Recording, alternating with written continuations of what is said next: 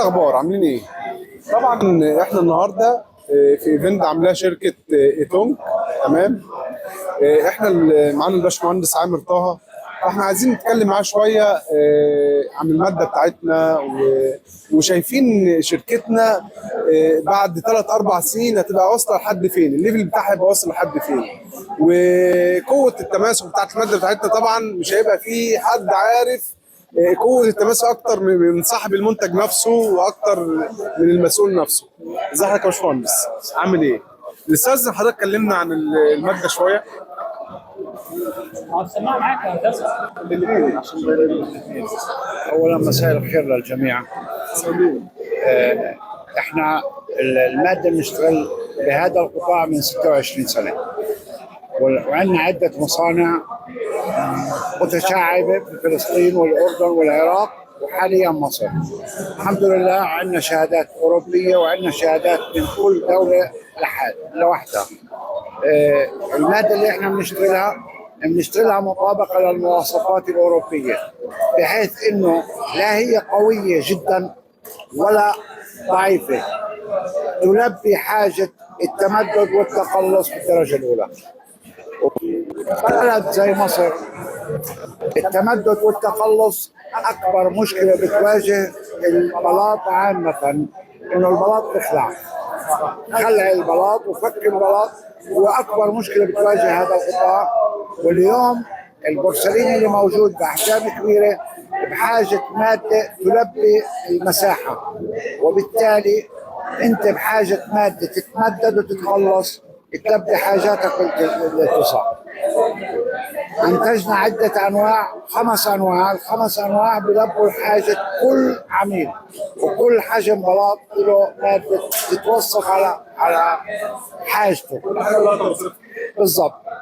احنا بنشوف حالنا بالسوق المصري بعد 3 سنوات فقط انه احنا مصنعين لاغلب مواد الانشاء من اللواصق وما يتبعها، خصوصا في بند البلاط.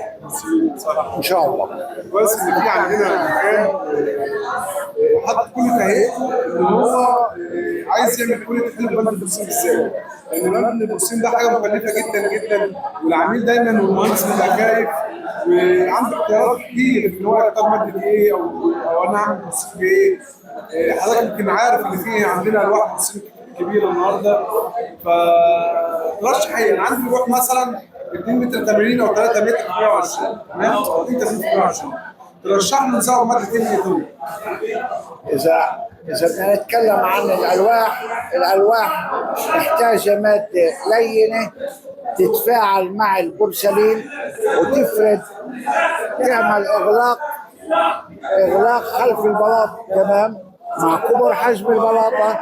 واليوم التصنيع 6 مللي، وبالتالي انت بتقدرش تضغط على البلاطه اكثر من الوضع الطبيعي، فانت بحاجه ماده لينه تمام. برشح الاس 1 اللي هو 800 اس 1، هذا احسن شيء للالواح الكبيره. حضرتك عايز تقول حاجه عن مريض؟ التصنيفات بتاعت المادة. احنا عندنا بطن 120 بورسلين مستورد ما بيمتصش ماده خالص. نسبة الامتصاص بتاعه في المية زيرو. نسبة الامتصاص اللي في المية زيرو من 700 واطلع 700 740 800. ال3 اصناف بلبوا الحاجة. وكمان في شغلة مهمة وضرورية، اللاتكس اللي على ظهر البلاطة. اليوم معظم البورسلين الموجود بالسوق بدون منجنيز. مادة المنجنيز ومصدرها اوكرانيا مقطوعة عن العالم. ده طبعا يمكن عشان بدأ يصور. باشمهندس احنا قلنا نوريه لكم على الطريقه عشان جبت اللاتكس اللي بيتكلم عليه الباشمهندس. تمام.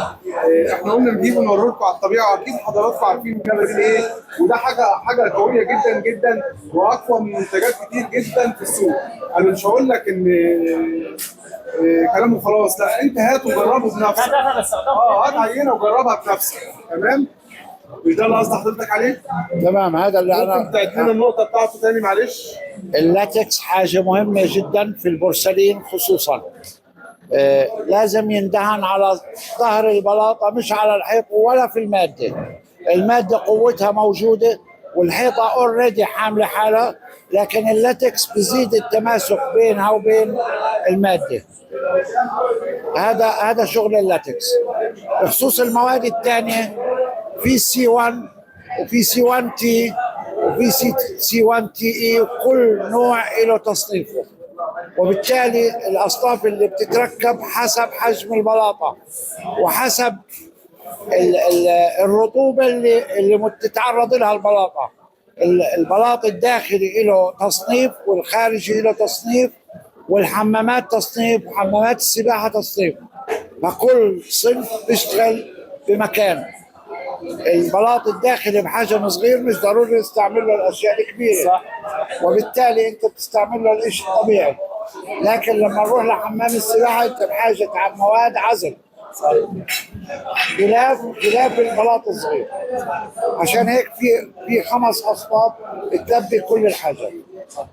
عم خلص معايا، وانا عايز اقول حاجه يعني في نهايه الفيديو واتمنى ان الكل يركز فيها.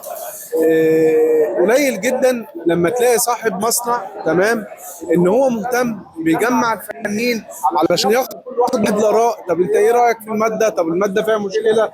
طب في حاجه مضايقاك؟ طب محتاج نعدل في حاجه؟ قليل جدا لما تلاقي اصلا صاحب مصنع يقعد مع الصناعيه. فدايما الشخص اللي بيقعد مع الناس اللي مارسه الحاجه نفسها واللي بتشتغل في حاجه بايديها، ده بيبقى انسان ناجح جدا جدا، وهيوصل لليفل يعني كمان 2-3 هفكركم ان ايتونج ديت بجد هتكتسح السوق. دايما انا لما باجي اخد راي حد في حاجه معايا، ده يديني خبرته وده يديني رايه وده يديني لا دي فيها مشكله، لا ده ابدا اصلح واعالج واظبط وابقى احسن واحسن واحسن. هات لي اي حد صاحب شركه، صاحب مصنع، صاحب اي حد قعد في وسط الصناعيه وقعد يتكلم معاهم بالطريقه ديت وقعد يفهم معاهم قوه المنتج بتاعته ايه وواصله لحد فين.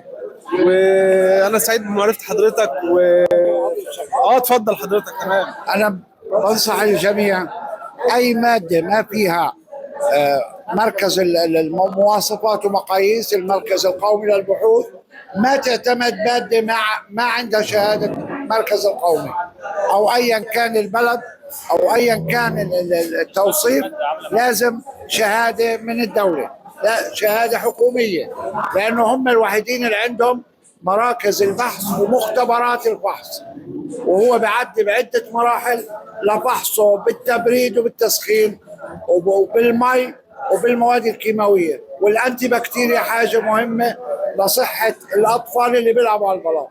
البلاط اللي بيخلع بتعيش تحته البكتيريا، فاذا ما في شهاده فحص